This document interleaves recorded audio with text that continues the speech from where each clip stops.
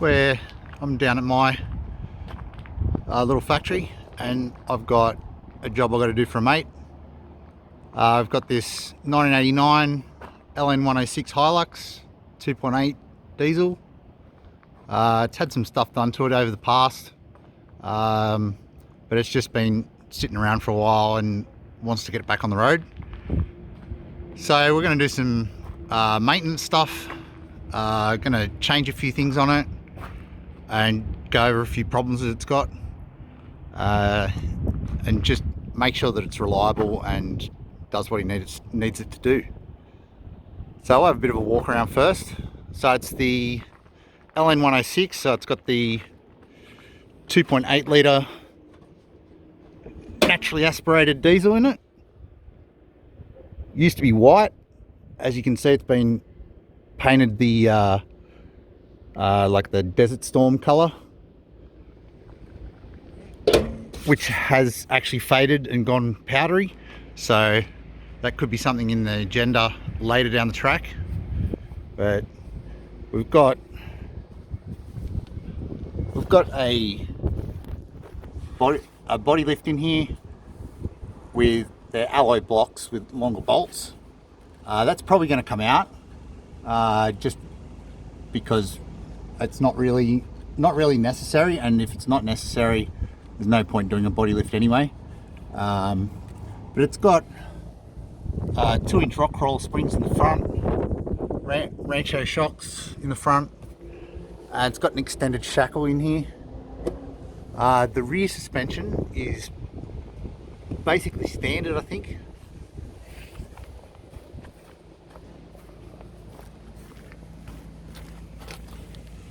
It does have some Rancho shocks in there, and it's got some extended shackles as well.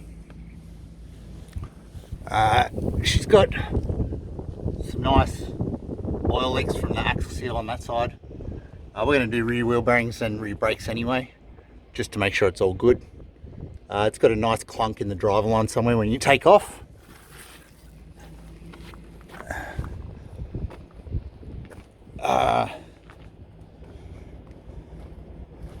It's got these Cooper tyres on there, 305/70 R16s on like a rock crawl style rim. Underneath it's pretty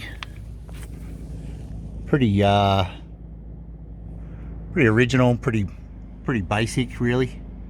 Hilux, like, I mean, down to it's got the original exhaust on it. The front steering knuckle swivel housings, whatever you want to call it, they're leaking grease out everywhere, and front diff oil as well. There's a few steering joints that have got some play. The power steering pump is completely and utterly had it to the point where the belt's been removed off it. So we're going to do that and just generally go around it and make sure everything works, make sure everything's going to be reliable. So I'm going to get it in my shop, and we'll go from there. Start pulling it apart, start fixing a few things. Alright, we're going to start out with a bit of a check underneath, a bit more in depth at this driveline clunk on takeoff. We're going to check the tail shaft, check the rear springs, the gearbox mount, that kind of thing. Just see if we can see anything loose, and we'll just be using a big lever bar, just try and see if we can see any play in anything.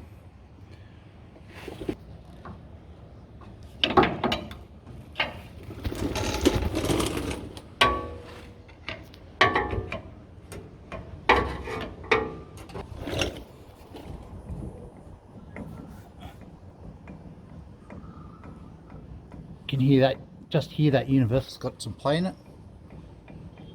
That'll definitely be making some noise. Let's go further up the shaft. This isn't looking real good here. So that is not looking good at all, or sounding good for that matter.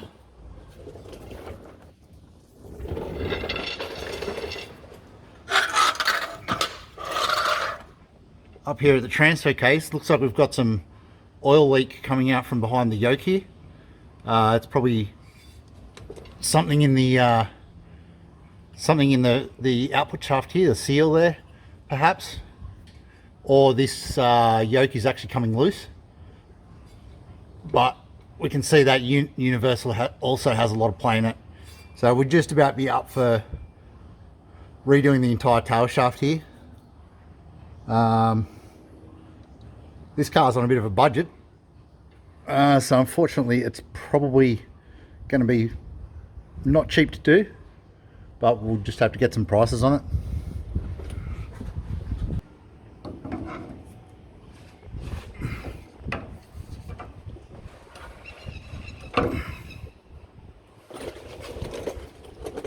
We can see some holes in the tailpipe here. Not really ideal.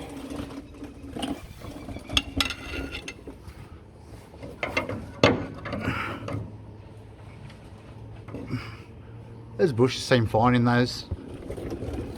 You can see here the axle seal leak on that side. You see this side's dry. We're going to do both sides anyway. Keep them all the wheel bearings even.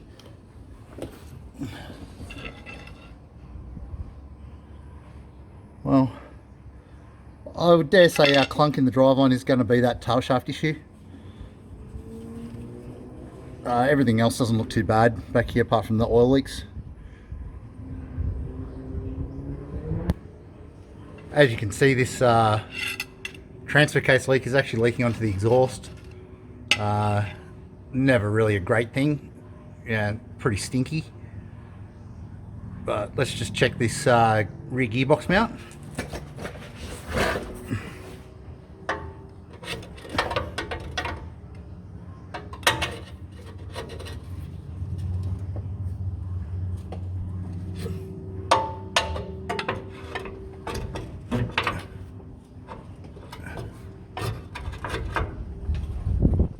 Doesn't look great, but it's not terrible either.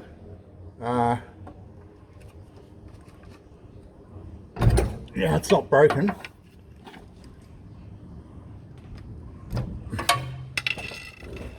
Gonna take this side off first.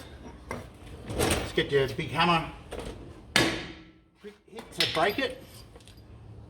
A couple of 8mm metric threads.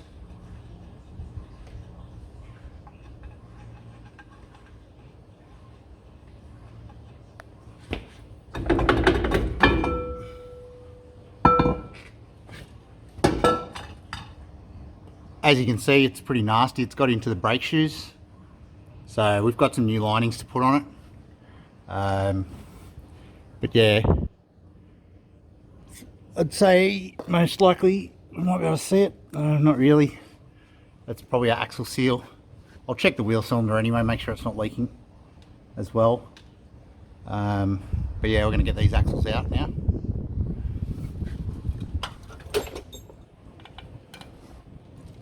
A little tip, when you undo one of these hard lines, once you get it out, you get a bleed nipple cover, and it will just pop straight over the end of that hard line there. And as long as no one puts their foot on the brakes, it'll just stop it running out.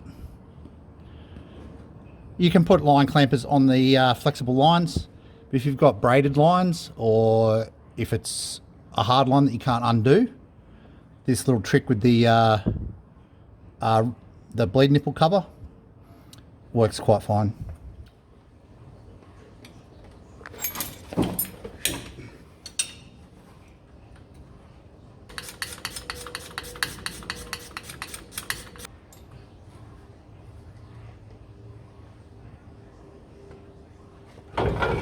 Oh yeah. You can actually see there's plenty of oil on the outside of the seal here. Pretty much shouldn't get past this lip here. And then you can see the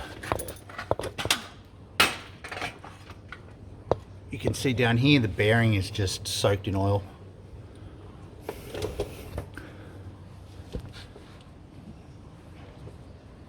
So that'll get all cleaned up, new bearing pressed on it, and new seal. I don't actually think the bearing presses into this housing.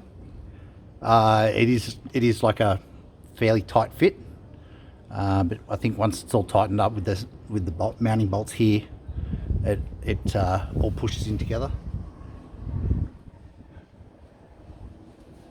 Well, we'll get the other side apart now, and then we'll continue on looking at some other things. All right, I've got the tail shaft out. I'm not concerned about slip yoke coming apart and the phasing of the tail shaft. We can see, it might be hard to see, but the actual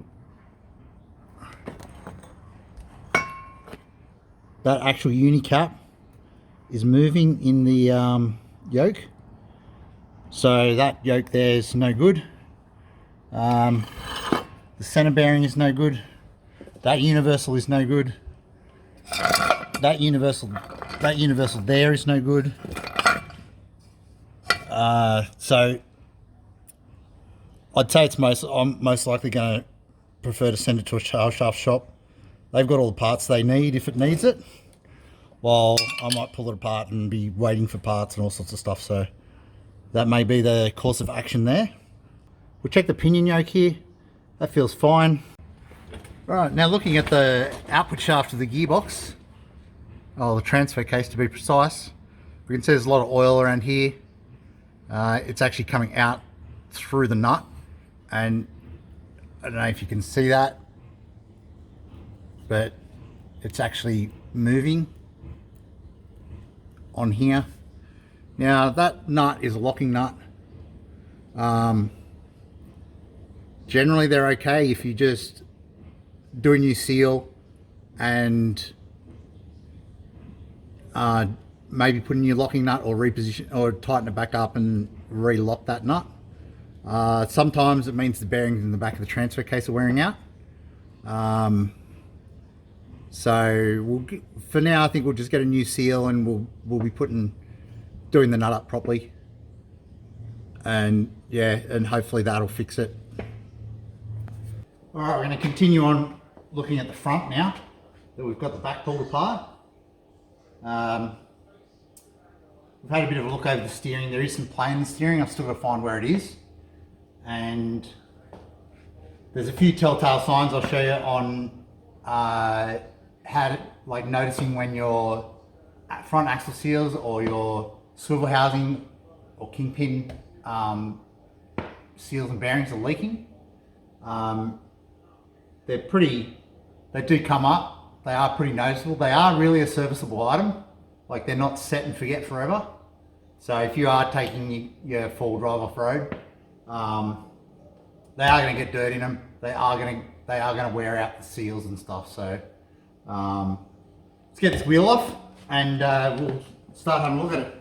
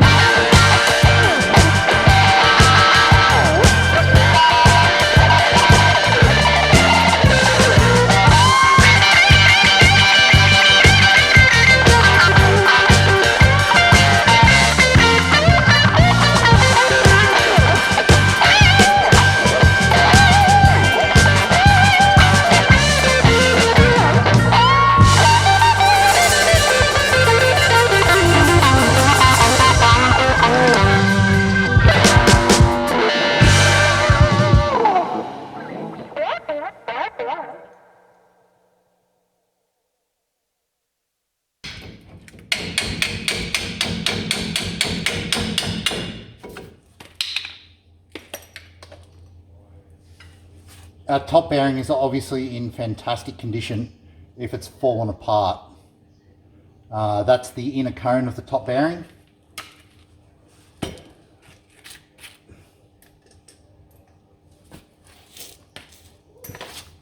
Needless to say, they're not meant to fall apart like that. That's definitely bad news. You never want a bearing to look like that when you pull it apart. So just recapping on this side, we had the ball joint in the arm here has come loose. We had a worn out tire at end. We've had lack of grease and servicing on the whole steering knuckle in general. Leaking axle seal. Rusted and near collapsed upper bearing, and the bottom bearing was not much better. So look, it's all savable as long as it hasn't spun this bearing in here, like the bearing cup in there. It's all savable. It's just going to take some parts and just some general service bearing kit and seal kit for this. So this is going to take a bit of cleaning and that kind of thing. So I've got the other side to pull apart. If I find something, I'll show it to you. Otherwise it's just exactly the same as this. So, and then yeah, once we clean everything up, we can start putting it all back together with fresh grease and fresh gaskets and seals.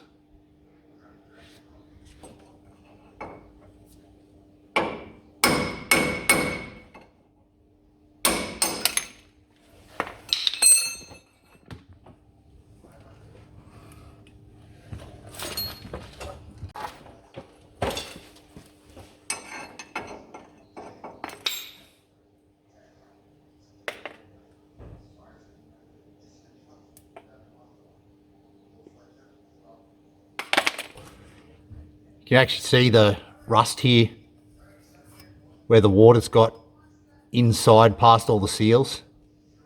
That's okay, we can just clean that up with a heavy wire wheel, get it reasonably smooth. This area doesn't have a seal wiping across it, doesn't have these wiping, they just stay around the back there. So that'll be fine. I'll be going around the whole thing probably with some with wire wheel, wet and dry, just to make sure it's got a good surface for these rubber and fabric seals to rub on. Yeah, but that top bearing really bad. Luckily it hasn't spun in the housing here. It still feels nice and smooth inside here, and the bottom one's fine as well.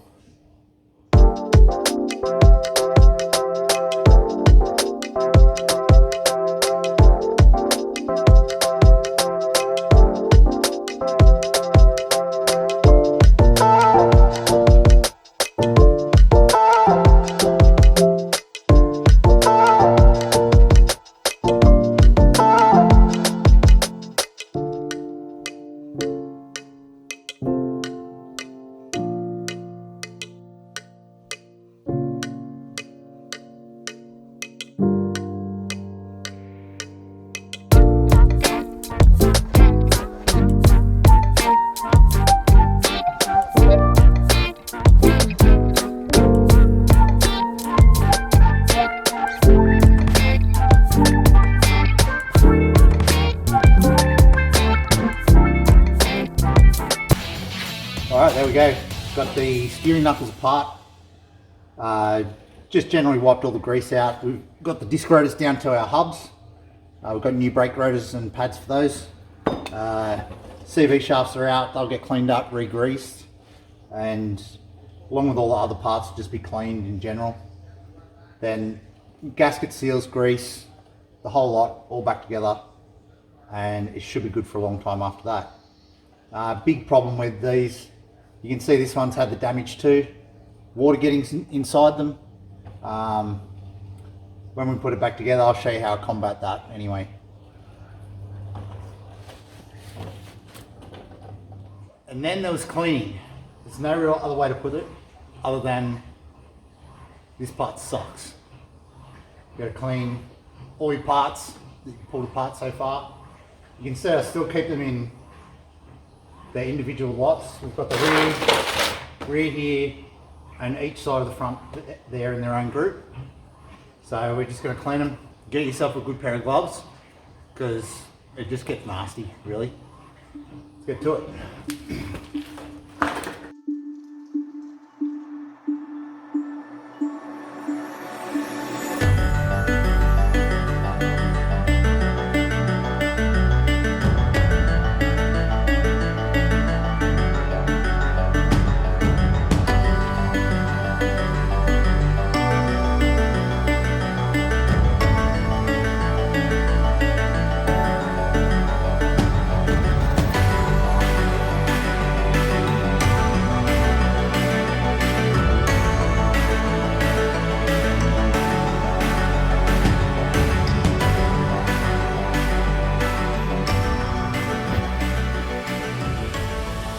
Alright, there we go.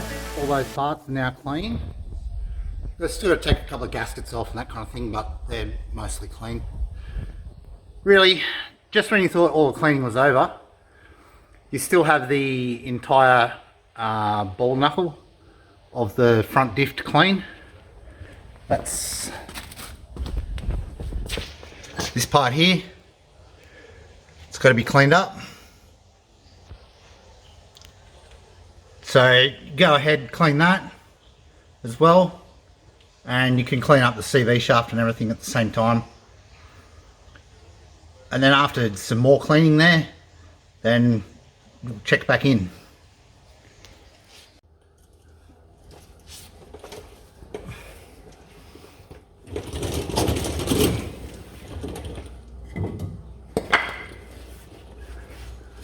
Right, probably the last major thing we're going to take out of underneath the car is this front diff.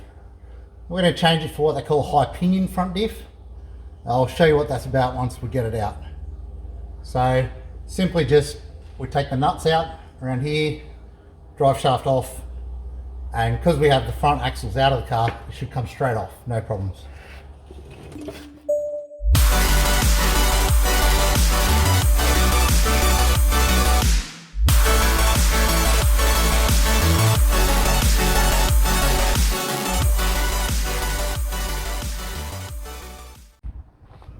Alright, these are our two diffs here. This is the one that came out of the car.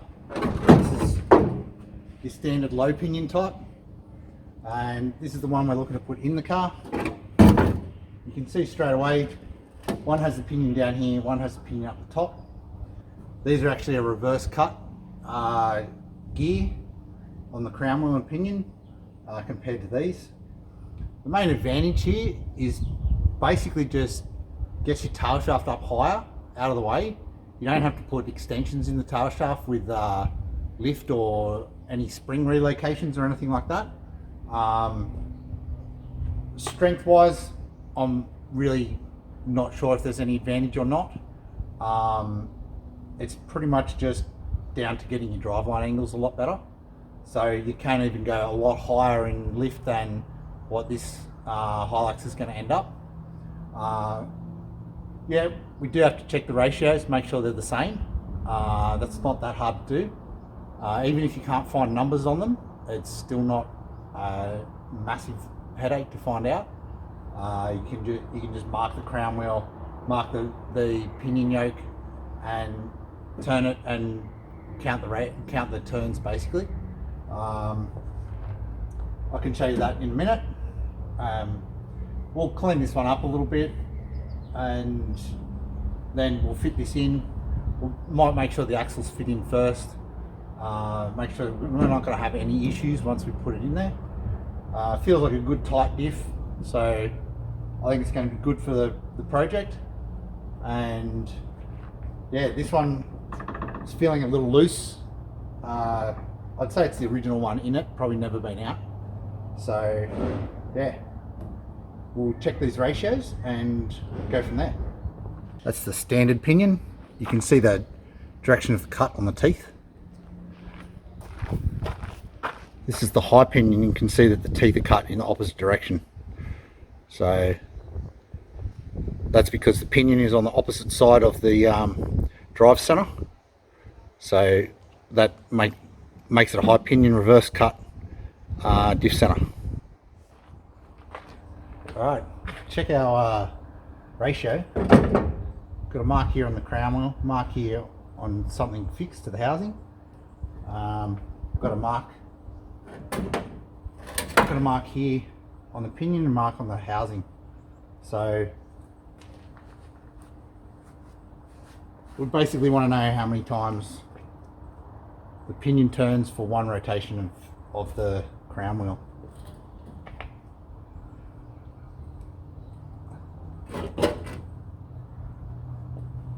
So we'll start turning it. 1, 2, 3, 4,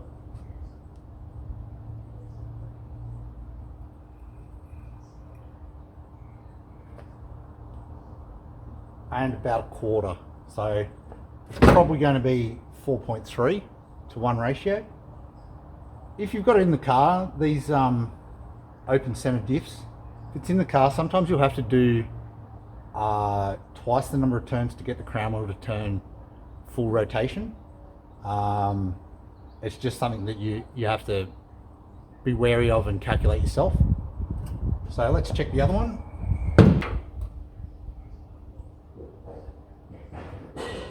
One, 2, 3, 4,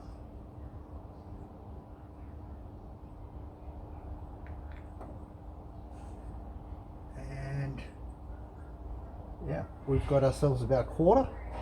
So it's fairly safe to say they are the same ratio. Sometimes you'll find the numbers stamped on the crown wheel and the pinion.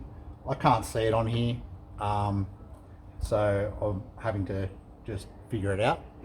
The other way you can do it, obviously, is count the teeth on either. Sometimes that's difficult to get to though as well. So there we have it. That's basically the underneath of the car torn down. We've got our rear axles out to do the axle seals, wheel bearings, and fix up all the brakes in the back.